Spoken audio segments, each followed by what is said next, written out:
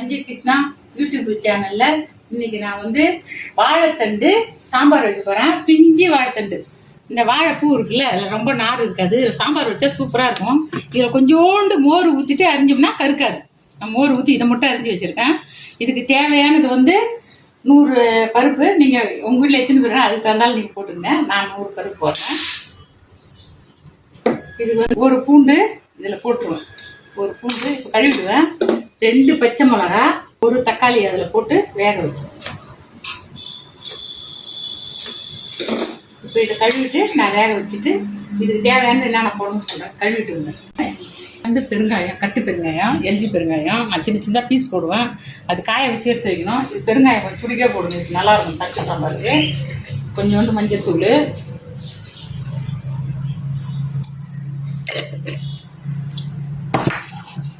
மூணு தடவை கழுவிட்டு 4வது தண்ணி, அரிசி கழுவின தண்ணி உங்களுக்கு பிடிச்சா செஞ்சுக்கிங்க. நான் இப்படி தான் பருப்பு வைப்பேன், நல்லாயிருக்கும். 3 தண்ணி கழுவி ஊற்றிட்டு இது வந்து 4வது தண்ணி தான் இது. இப்போ இதுக்கு தேவையான எண்ணெய் கொஞ்சோண்டு.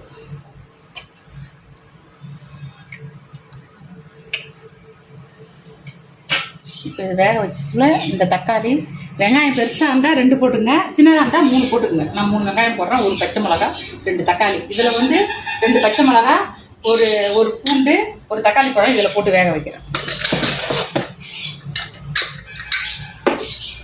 வாழைத்தண்டு சாம்பார் சூப்பராக இருக்கும். பிள்ளைங்களும் சாப்பிடும். பொரியல் அதெல்லாம் செய்கிறதோட இது செய்யலாம். பருப்பு இது காயெல்லாம் அரிச்சிட்டேன். அது தாளிக்கிறதுக்குள்ளே வேகிறதுக்குள்ளே இது பருப்பு விசிலுங்க.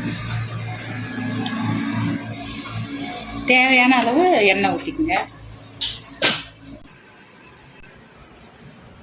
கொஞ்சம் வெந்தயம். இதுக்கும் முள்ளங்கி சாம்பார் கண்டிப்பாக வெந்தயம் போடணும். கொஞ்சம் கடுகு,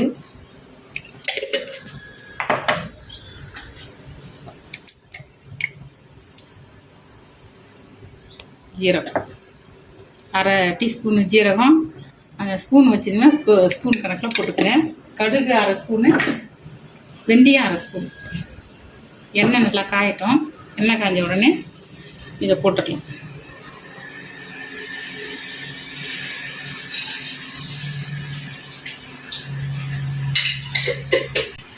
நல்லா கழுவிட்டு அரிஞ்சு வச்சுருக்கேன். கொஞ்சம் கருவேப்பிலை, ஒரே ஒரு பச்சை மிளகா, அதில் 2 பச்சை மிளகா போட்டேன். 3 வெங்காயம், பெருசாக இருந்தால் 2 போட்டுங்க, சின்னதாக இருந்தால் 3 போடுங்க. சின்னது அதாவது 3 போட்டுக்கிட்டேன். கடுகு பொரியுது. ஆனால் வந்து வெந்தயம் மட்டும் ரொம்ப கருப்பாக விடக்கூடாது, அது டேஸ்ட்டு மாறிடும். 1 கிலோ அதுக்கு மூணுத்தி ஒன்றா போட்டிங்கன்னா கரெக்டாக இருக்கும். கடுகு பொரியும், இது அப்படியே இது வெந்தயம் வந்து பொரியும் கரெக்டாக இருக்கும். அதனால் மூணுத்தி ஒன்றா போட்டுருங்க. இப்போ வந்து கருவேப்பிலை, பச்சை மிளகா, வெங்காயம்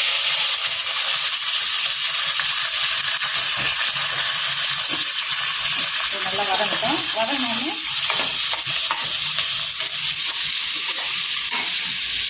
நல்லா வதங்கணும். வெங்காயம் நல்லா வதங்கிட்டு தக்காளி,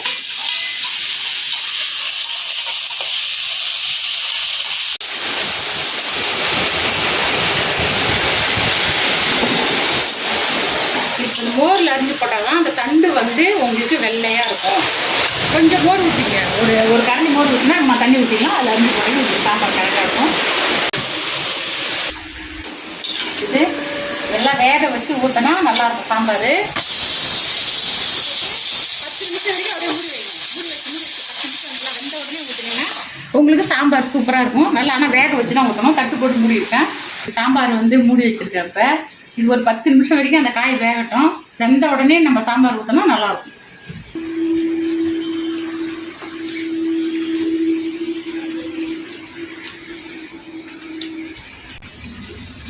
மூடி வேக வச்சா சீக்கிரம் இல்லை, அதனால தான் மூடி வேக வச்சேன்.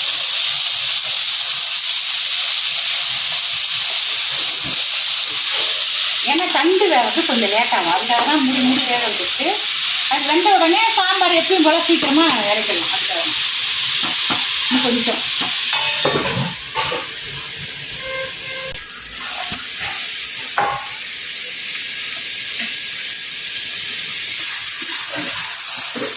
இப்போ காய் நல்லா வெந்துட்டு இப்போ நம்ம பருப்பு ஊற்றணும்.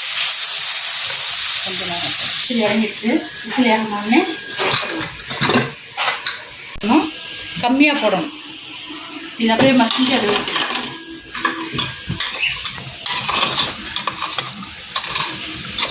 நல்லா கொஞ்சம் மஞ்சிட்டு அரிசி கழுவு தண்ணி உங்களுக்கு விருப்பம் இருந்தால் வைங்க, இல்லைன்னா நீங்கள் தண்ணியாக வச்சுக்கலாம். நான் எப்பயும் அப்படி தான் பருப்புக்கு வைப்பேன். 3 தடவை அரிசி கழுவி கீழே ஊற்றிட்டு 4ஆவது தடவை அரிசி கழுவி தண்ணி வைப்பேன். நல்லா இருக்குது. நான் 3 ஸ்பூன் போடுவேன். இதெல்லாம் உங்களுக்கு தேவையான அளவு போட்டுருங்க. இதெல்லாம் 3 ஸ்பூன் போடுவோம். இதுக்கு தேவையான தண்ணி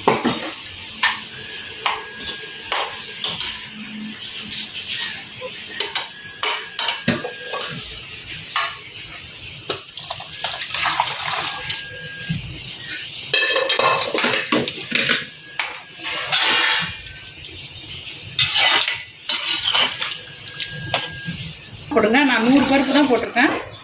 இது ஒரு 6 பேர் சாப்பிட்லாம். சாம்பார் 100 போதும், தாராளமாக சாப்பிட்லாம் 6 பேர். இது கொஞ்சம் திக்காக வச்சா தான் நல்லாயிருக்கும். ரொம்ப தண்ணியாக வச்சா நல்லா இருக்காது.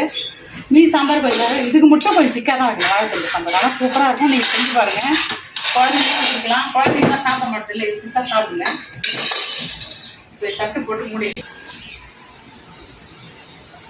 இப்போ குழம்பு நல்லா வச்சுட்டு இப்போ வந்து இந்த அளவு புளி எடுத்துங்க.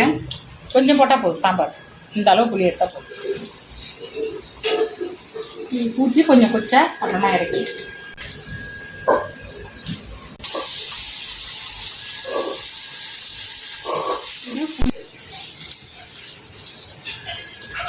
இந்த அளவு ஊற்றினா போதும். இது கொஞ்சம் நல்லா கொச்ச உடனே அப்படியே இறக்கிடுவோம். கொஞ்சம் இது கொஞ்சம் திக்காக வைங்க. அப்போ தான் வந்து இந்த வாழைத்தண்டு சாம்பார் கொஞ்சம் திக்காக வச்சா தான் நல்லாயிருக்கும். ஆனால் சூப்பராக இருக்கும். வாழைத்தண்டு மட்டும் நீங்கள் போட்டு வச்சு செஞ்சு பாருங்கள், நல்லாயிருக்கும் சாம்பார்.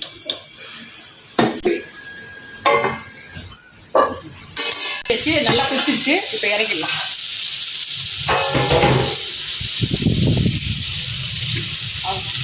இப்போ சாம்பார் நல்லா கொச்சிட்டு இறக்கியாச்சு. இப்போ உருளைக்கிழங்கு நல்லாயிருக்கும், கருவாடும் நல்லாயிருக்கும். எது செஞ்சால் செய்யுங்க. லைக் பண்ணுங்கள்.